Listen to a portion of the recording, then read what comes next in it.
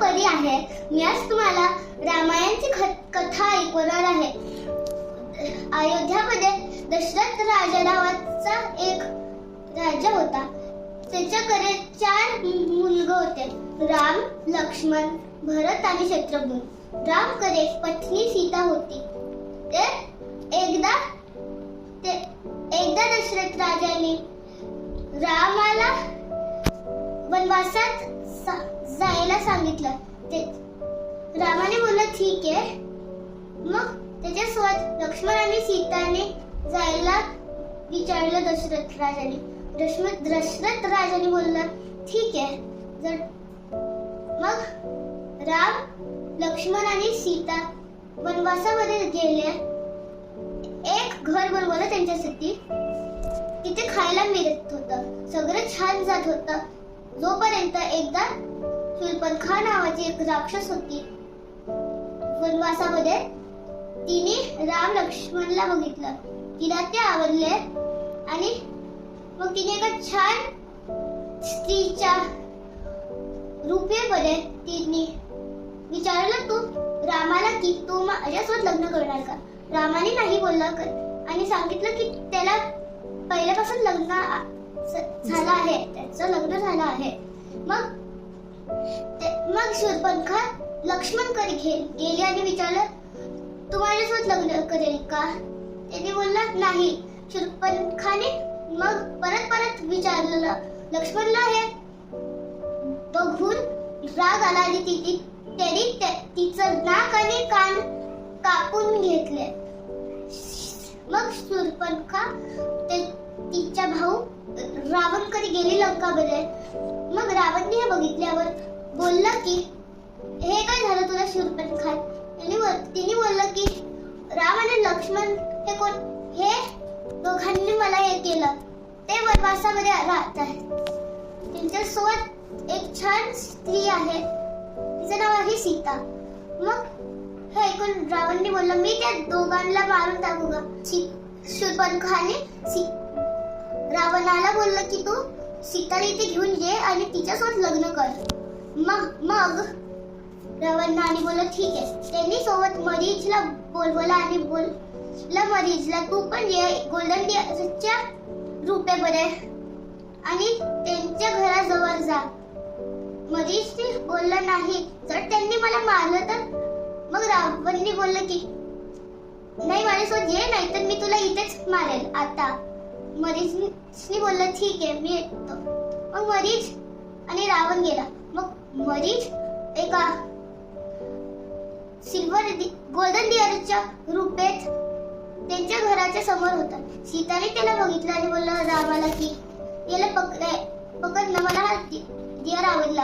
हा आपल्या घरात इकडे तिकडे फिरेल छान. मग रामाने बोललं ठीक आहे आणि पकडायला लागलं त्याला. पण तो डिअर थांबला नाही. राम परून थकला. मग त्याने बोलला हा काही थांबत नाही. मग त्याने एक बाण त्याच्या दिशावर सोडला आणि मग तो डिअर त्याच्या मरीच त्याच्या खरं रूपेत आला आणि बोललं. आणि मग रामाच्या आवाजात बोलायला लागला वाचवा मला वाचवा. मग लक्ष्मण आणि सीता रामाच्या आवाजामध्ये तो बोलायला लागला. हे ऐकून सीता घाबरली आणि बोललं की ए लक्ष्मण तू रामाला सोडायला जा. नाही, रामाला काहीच नाही होणार. मग सीताने त्याला परत एकदा बोलला. मग लक्ष्मणने बोललं ठीक आहे. त्याने एक लक्ष्मण रेखा बनवली आणि सांगितलं सीताला की तू या लक्ष्मण रेखाच्या पुढे नको येऊ. मग सीता मातेने बोललं की ठीक आहे. मग लक्ष्मण गेला रामाला शोधायला. तेव्हाच रावण एका ऋषीच्या रूपेत गेला सीताकडे आणि बोलला मला खायला दे. तिने बोलला ठीक आहे ऋषी. बरं. मग तिने खायला आणलं. तिने बोललं हे घ्या. रावण येणार होता आतमध्ये, पण त्याला मग लक्ष्मण रेखा दिसली. त्याने बोलला की मी कोणाच्या घरामध्ये नाही येत, तुला बाहेर येऊन द्यावं लागेल. सीता माताने बोललं ठीक आहे आणि गेली. पण जसंच ती देणार होती ते खायला, तसंच त्याने तिचा हात पकडला आणि बोलला मी आहे रावण, राक्षसाचा राजा. त्याने सीतेला घेऊन गेला. तेव्हाच जटायू आला आणि वाचवायला प्रयत्न केला सीता माताला, पण रावणने त्याचे पंख कापले. मग सीता माताने एक प्रयत्न केला की तिने तिचे सगळे ज्वेल्स खाली टाकले. रामाला करायला की ती लंकामध्ये असणार आहे. मग जेव्हा राम आणि लक्ष्मण परत आले, त्यांनी सीता मातेला शोधायला लागले. मग शोधता त्यांना वानरसेना भेटली. मग वानरसेनाने सीताचे खूप ज्वेल्स दिले. रामला हे बघून तो खुश झाला थोडासा आणि त्याने बोलला सीता कुठे आहे. मग वानरसेना बोललो की हे आम्हाला नाही माहिती, पण आम्हाला तिचे हे सगळं ज्वेल्स मिळाले आहेत. मग आम्ही तुमच्यासोबत यायला हो बोलतो, आम्हाला अलाव करा.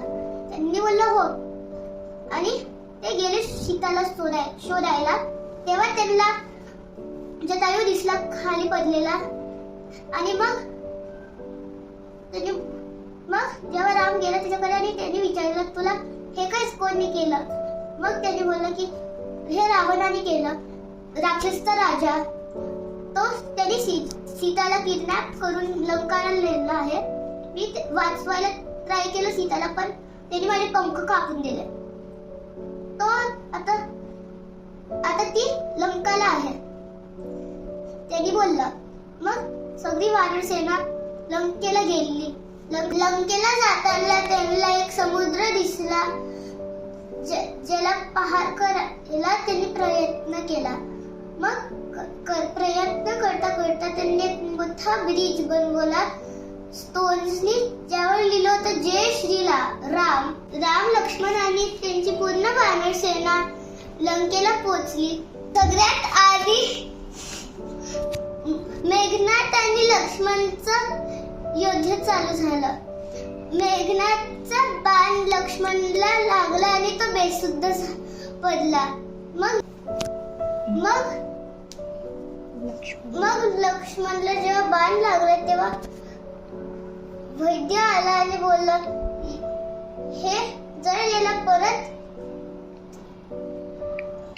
ठीक करायचं असेल तर हिमालयावर जावं लागेल कोणाला तरी आणि संजीवनी भूती आणावं लागेल तिथून. हनुमानने बोललं की तो जाणार तिथे संजीवनी भूती आणायला. त्यांनी बोललं ठीक आहे, पण सकाळ व्हायच्या आधी. मग हनुमान गेला लवकर आणि मग थोड्या वेळाने त्याला हिमालय दिसलं. पण मग जेव्हा तो पोहोचला त्याला कळत नव्हतं कोणती संजीवनी भूती आहे.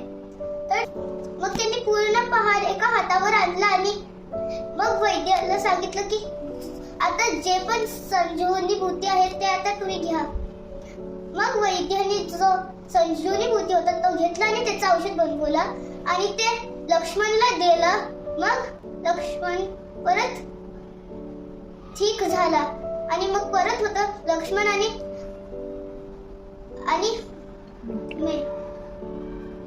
मेघनाथचं युद्ध.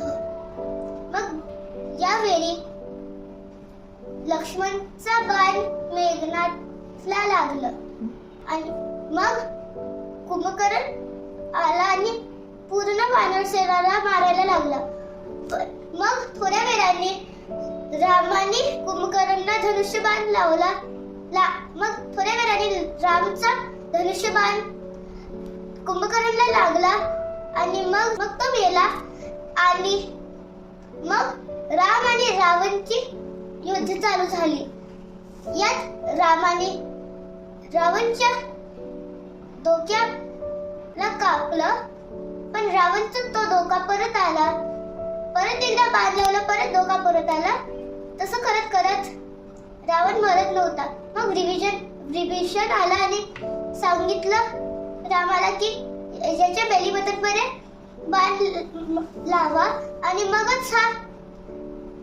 मगच हा मरेल. रामाने तसंच केलं आणि तो मेला रावण. आणि मग याला बोलले जाते दशरा. यात रामने रावणला मारलं. मग राम, लक्ष्मण, हनुमान, सुग्रीव आणि बाकीची वानरसेना सीता मातासोबत अयोध्याला परत आली. त्यांच्या स्वागतासाठी खूप दिवे लावले होते पूर्ण अयोध्यामध्ये, ज्याला बोलले जाते दिवाळी. जर तुम्हाला ही कथा आवडली असेल तर व्हिडिओला लाईक नक्की करा. धन्यवाद.